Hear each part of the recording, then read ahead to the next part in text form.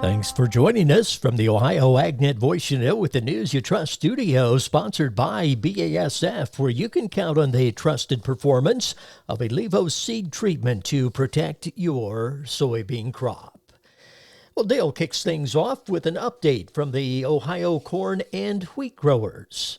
Dale. Joining me is Tad Nicholson from Ohio Corn and Wheat. And Tad, one of the things we haven't talked about is vomotoxin. Is it something that's still on our radar? You know what? That is a really good thing that we're not talking about vomotoxin. But I will say this is not out of sight, out of mind. I believe we are going to have another second year of reprieve and having very low levels in the state. Don't know yet, but right now it's getting harvested, getting tested. Early indications are we're in pretty good shape.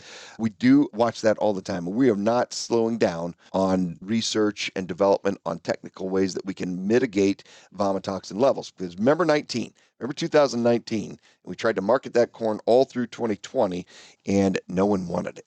And Dale, we don't want to get ourselves into a situation like that ever again. Ohio Corn Checkoff is certainly not, and we have a lot of friends out there too, working with Indiana, working with Michigan. National Corn Growers Association is focused on it. We're looking at a federal appropriations to help broaden that. But I will also say, we don't want to be working on this past 10 years. It's a 10-year time horizon. My goal would be have this thing back to a point where we don't have to talk about it anymore within 10 years. I think it's possible, Dale, but we got to have all hands on deck. And thank you, Tad Nicholson, Executive Director of Ohio Corn and Wheat. And when he says all hands on deck, he's talking about E15 nationwide, USMCA, and exporting ethanol worldwide.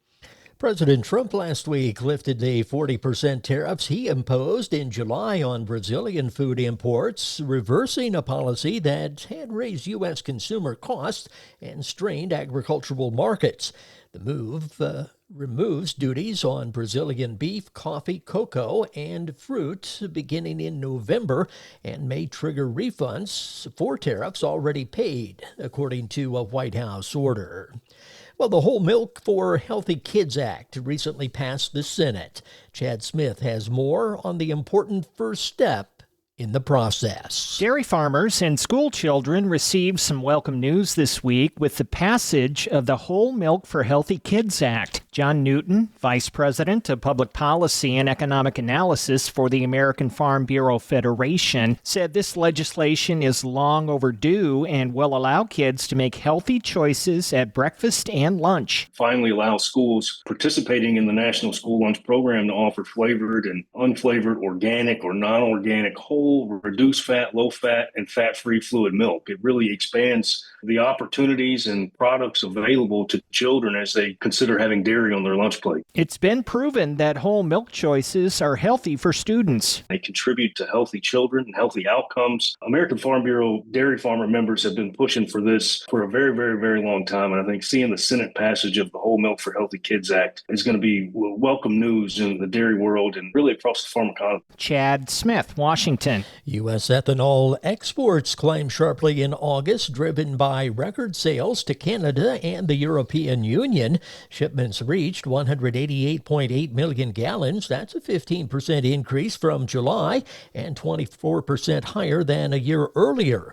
Canada remained the top buyer at 74.4 million gallons, while another 47.6 million gallons moved through the Netherlands for use across the EU. RFD-TV reports that together those markets accounted for nearly two-thirds of U.S. ethanol exports. The U.S. imported no foreign ethanol during the month. Year-to-date exports reached 1.42 billion gallons. That's 16% ahead of 2024. The markets are next. Nearly 90% of farmers say that financial worries, constantly changing market conditions, and other uncontrollable variables take a toll on their mental well-being. Add in the weather and family dynamics, well, it's a lot to handle alone. But did you know farmers and their families can receive free confidential services from licensed professionals? Support is available 24/7 to help with the challenges you face. Look for Farm Family Wellness Alliance under the Resources tab at farmfoundation.org. Take care of yourself. Your well-being matters. So many things that can have an impact on agriculture are out of the farmer's control. Yet when the weather doesn't cooperate, markets go lower, or equipment breaks down, the farmer blames themselves. Hi, I am Nathan Brown, a Highland County farmer and a member of the Ohio Farm Bureau Board of Trustees. If you or someone you know is struggling with stress on the farm, text 4HOPE to 741-741 or go visit gotyourbackohio.org. A message from the Ohio Farm Bureau Federation. The market's brought to you by Seed Consultants. Simply better performance online at seedconsultants.com. At the Board of Trade, December corn 4.23 3/4, down 1 3/4. March corn 4.36 3/4, down 3/4. January beans 11.32 1/4, down 1 3/4. March beans $11.32, down 2 1/4. December wheat 5.22 1/4, down 4 3/4. At the Mercantile Exchange, December cattle 207.20, down $7.25. December hogs 78.20, up 40 cents. March feeder cattle $297.80, down $9.25. This is the Ohio AgNet.